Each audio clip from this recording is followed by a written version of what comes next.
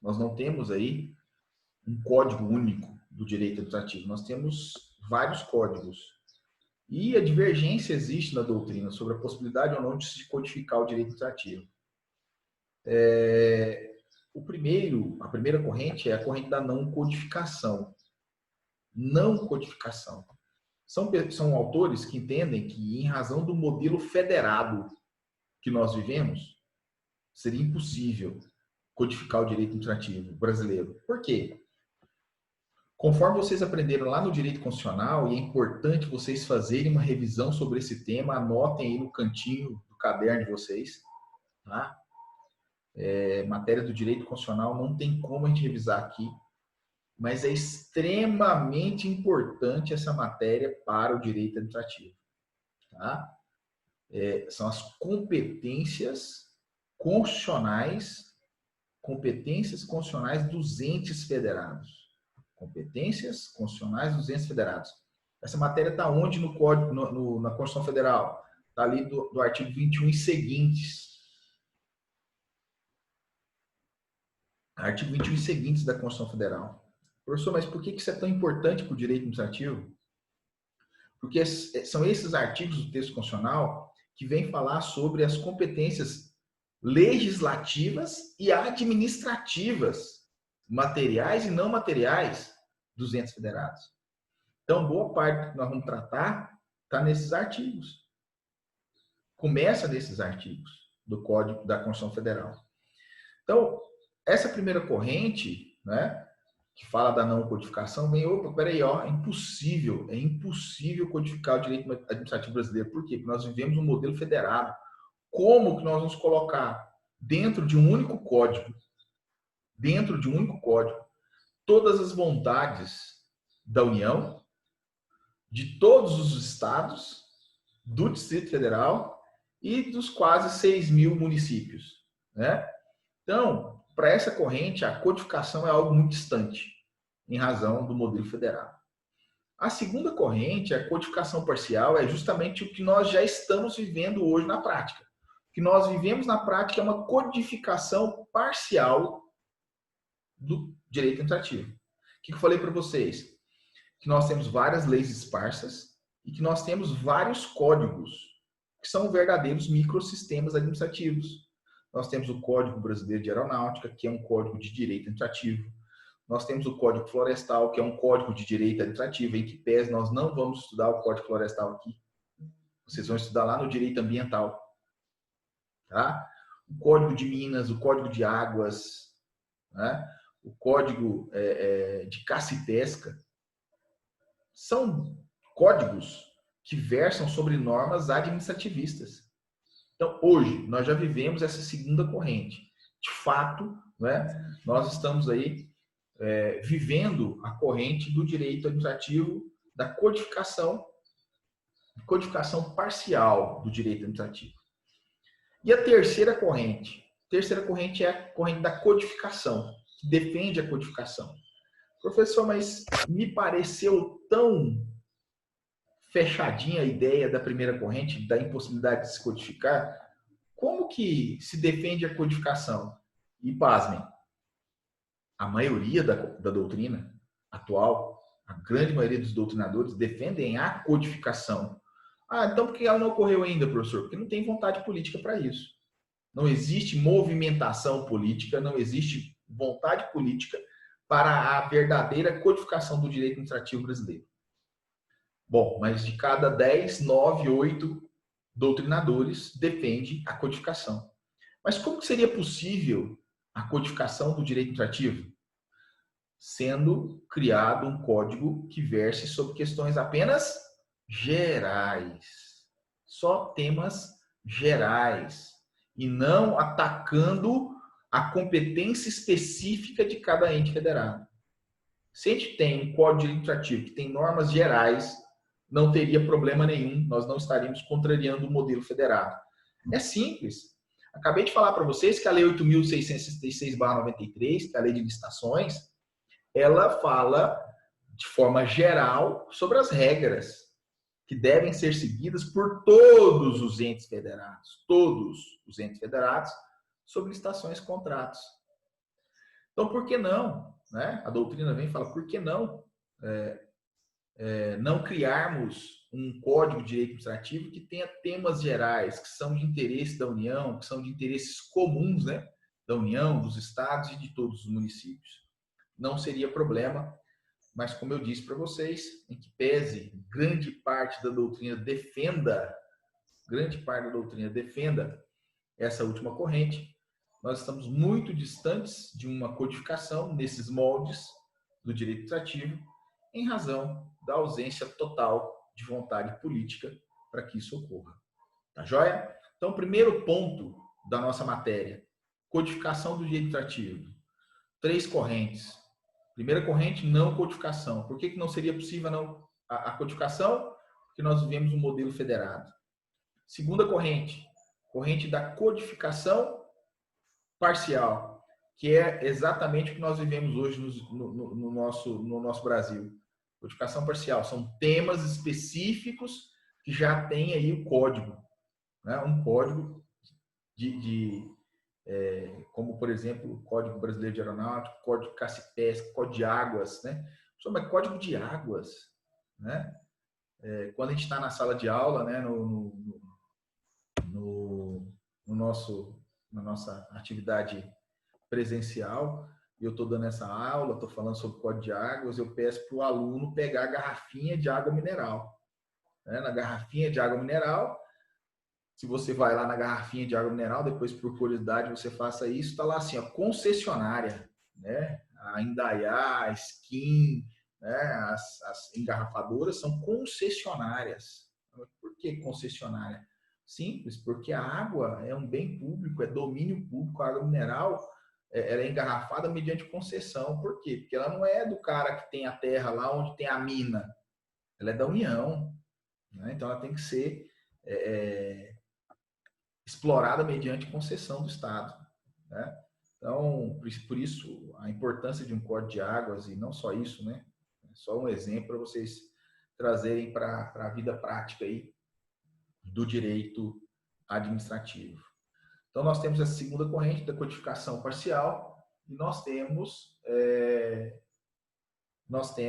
a última corrente, que é da codificação do direito administrativo. Como eu disse para vocês, a grande maioria da doutrina defende, mas, infelizmente, nós não temos vontade política para criar um código de direito administrativo que verse sobre questões gerais, né, sobre normas gerais sobre o tema. Tá joia? Bom, segundo ponto é sobre o conceito de direito administrativo. Definição. Né? Como que eu chego a uma definição de direito administrativo? Se é possível? E o que eu preciso fazer? Né? Será que a Vanessa ela pode definir o direito administrativo? Será que a Ana Luísa pode definir o direito administrativo? Será que a Andressa Lobo pode definir o direito administrativo? Pode. Qualquer um de vocês pode definir, fazer uma definição de direito administrativo, mesmo não sendo doutrinadores na área. Por quê? Porque a doutrina definiu o seguinte: para que você chegue a uma definição, é importante que você use critérios que foram, durante a história, durante os tempos, apresentados pelos doutrinadores. Então, se você usa desses critérios unitários e conjuga esses critérios, você vai chegar a uma definição de direito administrativo sem nenhum problema. Então, a doutrina cita aí mais de 20 critérios. Eu vou apresentar alguns exemplos aqui, tá? E no material que vai ser encaminhado para vocês pelo AVA, nessa primeira leva de slides, tem lá esses critérios e os conceitos também. Primeiro critério legalista. Então, os autores, inicialmente, quando queriam definir o direito administrativo, eles usavam do critério legalista. E o que eles falavam como definição? O que eles pregavam como definição do direito administrativo, tendo como base o critério legalista? Prestem atenção. Critério legalista.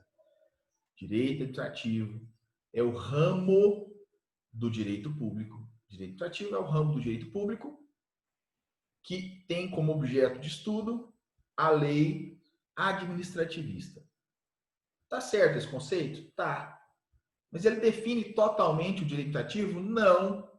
Por quê? Porque nós não vamos estudar apenas a lei administrativista. Certo? Nós temos, por exemplo, como eu disse para vocês no início da aula de hoje, os princípios gerais da administração pública. E muitos desses princípios não estão previstos na lei. Né? E o que eu falei lá atrás? Se eu tenho um princípio e a lei, eu tenho que ficar com o princípio com a lei? Com o princípio. Com o princípio. Tá? Então, esse primeiro critério ele é importante, mas por si só não resolve o nosso problema de definição. Tá? Critério legalista. Direito administrativo é o ramo do direito público que estuda as leis administrativistas. Parcialmente correto. Segundo critério, a título de exemplo, critério teleológico ou finalístico. Critério teleológico ou finalístico. Para esses autores, olha só, direito administrativo é o ramo do direito público que estuda a finalidade da administração pública. Beleza? Tá certo? Tá certo. Mas está totalmente certo? Não. Sabe por quê? Porque finalidade da administração pública é algo indefinido. Qual que é a finalidade da administração pública aqui em Anápolis? Será que a finalidade da administração pública em Anápolis é a mesma finalidade da administração pública no Rio de Janeiro? Óbvio que não.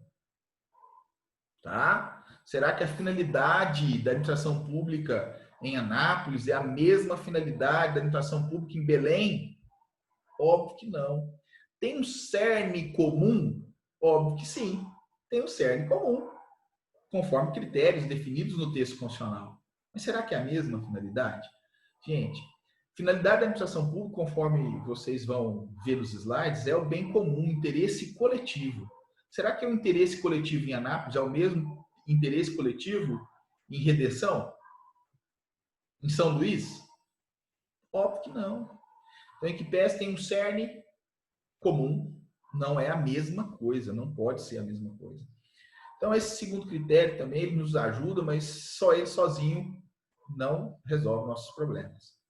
Segundo critério, terceiro critério, critério de serviço público, repetindo, vai ficar repetitivo, ó.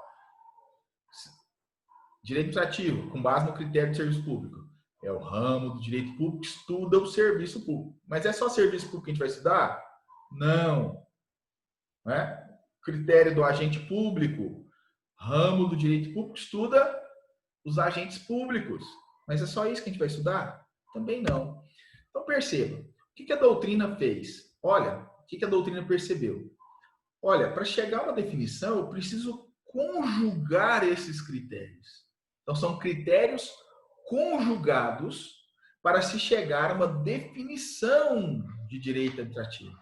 Então, eu pego esses critérios unitários, começo a misturar eles.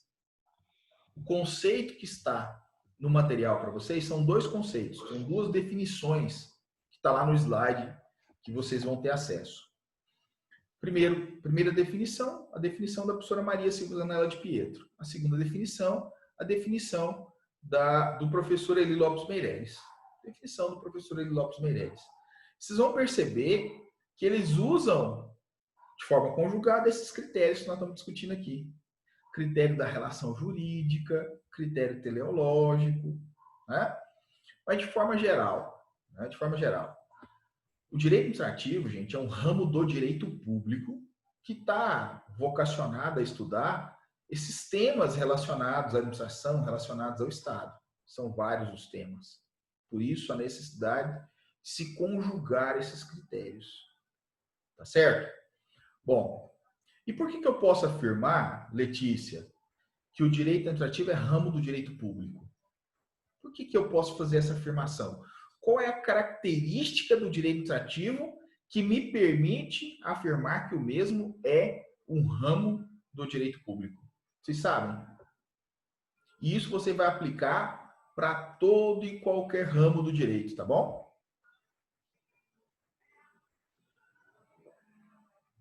O que vocês acham?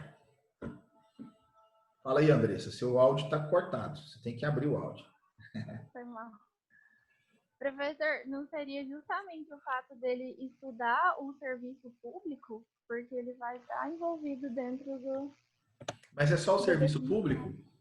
Não, e todos os critérios que ele está estudando, está tudo dentro do direito público. Olha só, Andressa, bacana a sua resposta. Mas qual que é a característica que eu encontro dentro do serviço público e nos demais temas também que envolvem direito administrativo que me permite falar que é direito, um ramo do direito público? É o tipo de norma que compõe esse ramo. Qual é o tipo de norma? Norma cogente. Cadê os penalistas aí? O pessoal do direito penal está enjoado de fazer essa classificação de norma penal, né? Norma cogente. O que é uma norma cogente? Vocês lembram? Lembra, Vanessa? Lembra? O que é uma norma cogente?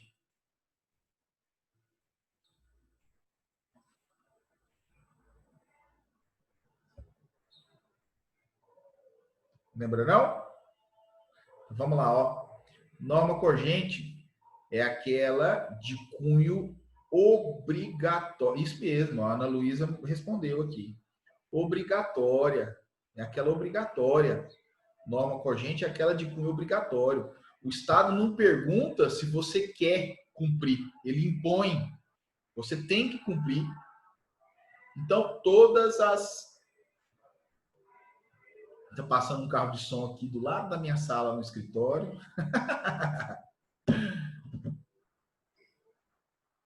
Então, vamos lá. Então, o direito administrativo é ramo do direito público justamente por isso, porque em sua maioria, não todas, mas em sua maioria, ele é formado por normas de cunho cogente, de cunho obrigatório. Tá? E aí eu posso fazer isso em todos os ramos do direito. Direito civil, a grande maioria das normas que estão lá, a grande maioria das normas são de cunho obrigatório? Não.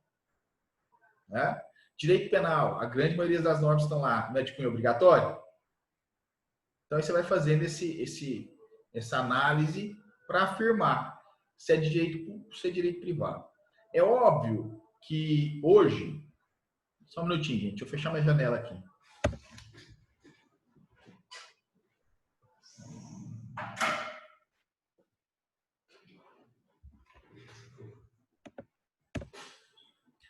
É óbvio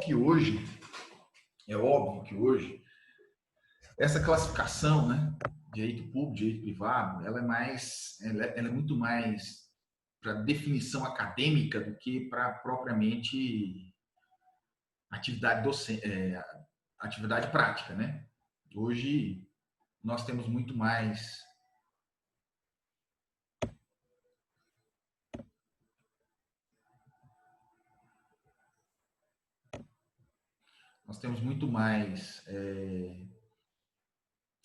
utilizado essa definição de direito público e direito privado como organização das disciplinas nas universidades, nas faculdades, do que propriamente tendo uma visão prática. Por quê? Porque você, enquanto estudante de direito, você como aplicador de direito, você não pode mais fazer essa divisão, porque você tem que fazer a comunicação das disciplinas, né? Isso é a interdisciplinaridade que tantos professores falam para vocês dentro de sala, né? Você saber como conversar com as disciplinas, comungar as disciplinas, né? Eu saber que o direito administrativo ele depende do direito civil, saber que o direito administrativo ele depende muito do direito constitucional, saber que o direito administrativo ele conversa com o direito penal, né? Esse link aí é que faz um grande profissional do direito. Saber que a área dele não é uma área estanque, isolada, mas sim uma área que conversa com todos os outros ramos. Inclusive, isso também é importante para vocês, por quê? Porque as provas hoje cobram questões nesse modelo, né? É uma questão muito difícil você encontrar uma questão que venha falando só sobre direito administrativo. A galera de direito administrativo está lá dentro do bloco de disciplinas do direito administrativo, mas ela envolve direito penal, direito constitucional, direito tributário. Está tudo ali meio que misturado, né? Mas, de qualquer forma, essa ideia ainda é importante. Tá? Nossa matéria de estudo desse semestre de direito administrativo, então, integra o ramo do direito público. Então, nós já falamos aí sobre a codificação, nós já falamos sobre o conceito, nós já falamos agora sobre o ramo. Tem outro ponto importante, que é a questão do regime jurídico aplicado nas ações, na atividade pública. Não vamos aplicar o regime público ou o regime privado? Né? O que vocês acham? Regime público ou privado? Todo mundo vai falar assim, o público, professor, né? Direito administrativo, ramo do direito público, então nós vamos aplicar o regime público. E qual a diferença do regime público e do regime privado? Simples. Quando eu estou colocando a administração pública para atuar dentro do regime público, presta atenção na minha mão, nós criamos uma diferença entre a administração pública e os particulares. Isso é regime público. A administração pública é colocada num pedestal. Ela é superior ao particular. A isso nós damos um nome ao nome, e se trata de um princípio, supremacia do interesse público. Quando nós estamos aplicando o regime público, a administração pública está numa situação de superioridade em relação ao particular. Ela tem um conjunto de prerrogativas, um conjunto de sujeições que a coloca numa situação de superioridade. Esse é o regime público. Em regra, nós aplicamos o regime público? Sim, em regra. E o regime particular, o regime privado? Eu pego a administração pública, vou despir a administração pública de suas prerrogativas, vou despir a administração pública de suas sujeições e vou igualar ela ao particular. Ela fica em pé de igualdade com o particular. A administração pública, quando ela está atuando dentro do regime jurídico privado, ela não tem uma situação, não se coloca numa situação de superioridade em relação ao particular. Professor, quando que eu sei que vai ser aplicado o regime público ou o regime privado? Quem vai ter que me dizer é a lei. A lei é que me diz. Certo? A lei é que vai falar, olha, tais atos devem ser realizados dentro do regime publicístico. Logo, recai aí um conjunto de prerrogativas, logo recai aí um conjunto de sujeições, colocando a administração pública numa situação de superioridade em relação ao particular.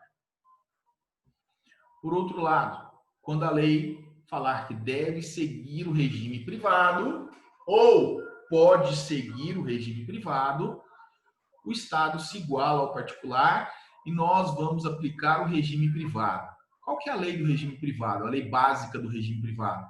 O Código Civil. Ok? Bom, o senhor teria algum exemplo aí de regime privado? Tem, tá? Contratos de aluguéis firmados pela administração pública com o particular segue o regime privado em regra, tá? Uma outra previsão. Semestre que vem nós vamos estudar a lei de serviços públicos, concessão e permissão de serviços públicos, e lá tem de forma expressa que a administração pública pode fazer uso de instrumentos próprios da iniciativa privada para dirimir conflitos. Então, instrumentos próprios da iniciativa privada para dirimir conflitos? Arbitragem, conciliação, mediação. São instrumentos próprios. Então, lá na lei do serviço público, da concessão e permissão de serviço público, a lei 8987/95, fala que pode ser utilizado mecanismos da iniciativa privada. Então, a lei está me falando, olha, nessa situação, a administração pública pode fazer uso de instrumentos privados, particulares. Certo? Até aí, tranquilo. Eu sei que, em regra, o legislador vai optar pelo regime público. Em situações excepcionais, ele vai utilizar o regime privado. Sabe onde está o problema? O problema está na seguinte fala, ó. E se... Vocês adoram o e se, né? E se a lei for omissa? E aí? E se a lei for omissa? Eu vou aplicar o regime público ou privado? O que vocês acham? Fala aí, Andressa. Laura também tá caladinha hoje. Fala aí, Laura. O que vocês Eu acham? Público acredito ou que privado? seja o público, Ana já Luísa? que ele é para usar mais na regra. Legal. Ana Luísa Machado falou que é regime privado também aqui.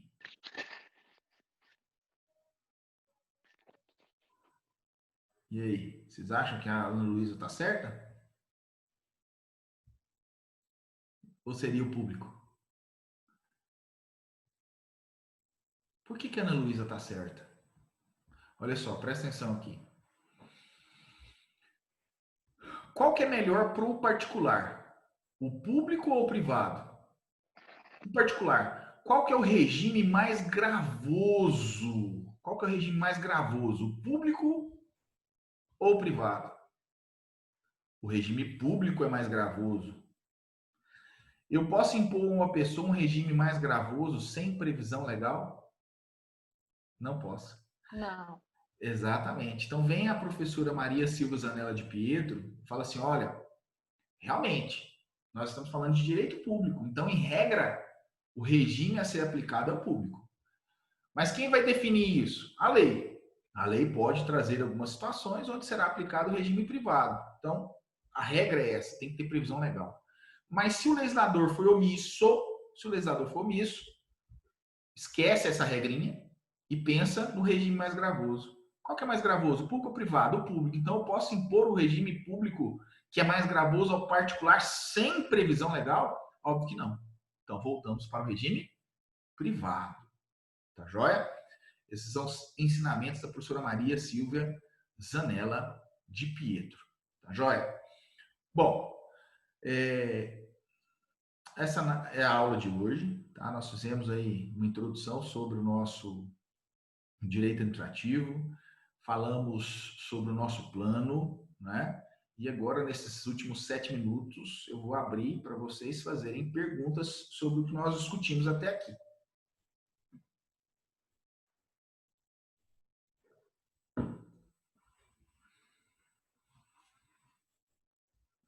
Sem dúvida. Sem dúvida nenhuma. Professor, os slides poderiam ser postados hoje, por favor? Pode sim, Ana. Não foi postado antes, é porque as salas foram formadas no final de semana, né? Então, acredito que hoje já dá tempo da gente postar, conforme... Vamos ver se a sala já está ok lá. Se já tiver, a gente já posta hoje, tá bom? Mas ainda essa semana, no máximo, a gente já vai estar postando tudo. Foi liberado, pelo menos eu olhei agora no AVA, foi liberado Foi já. liberado já, Vanessa? Que bom. Então, hoje ainda a gente posta. Já. Ótimo.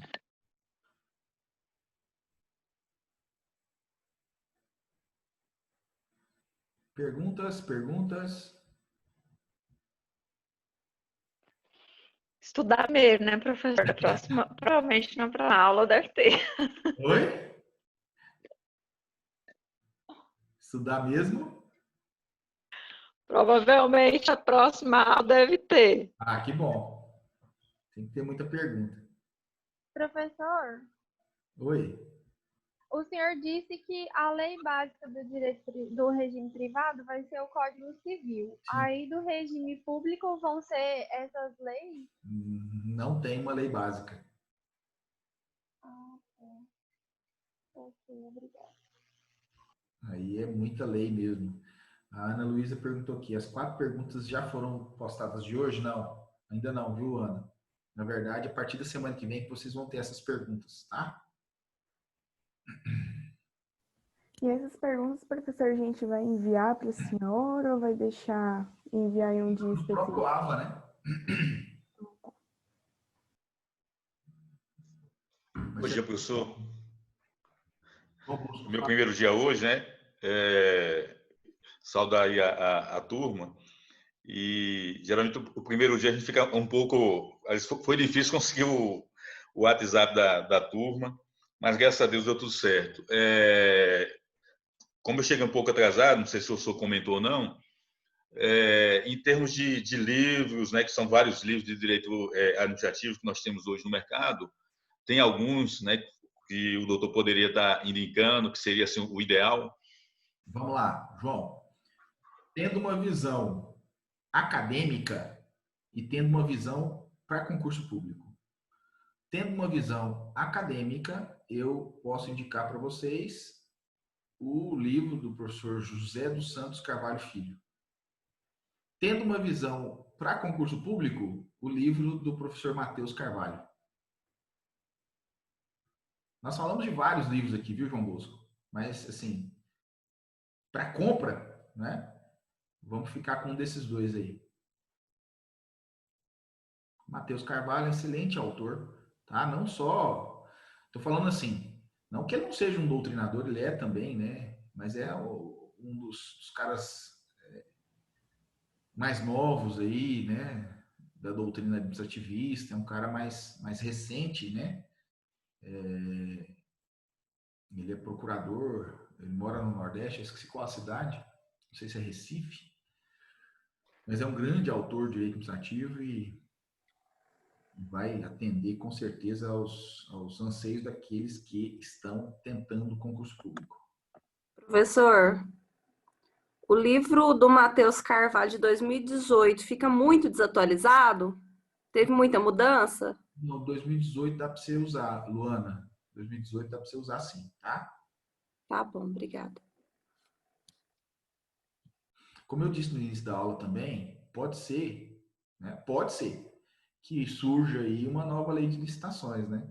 Mas se surgir, gente, daqui para o final do semestre, a gente vai estudar a nova lei e não vai ter doutrina nenhuma, viu? Vai ser a nossa discussão mesmo, porque vai sair uma doutrina daqui para o final do ano sobre licitações. Se, né, a nova lei surgir aí. Acredito que ela não venha. E se vier, nós não vamos ter doutrina.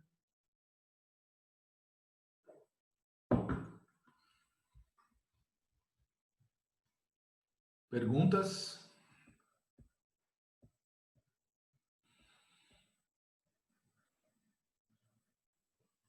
Gente, se não tem mais perguntas, um abraço, tá? Fico aqui pedindo a Deus que isso passe logo para a gente estar juntos, né?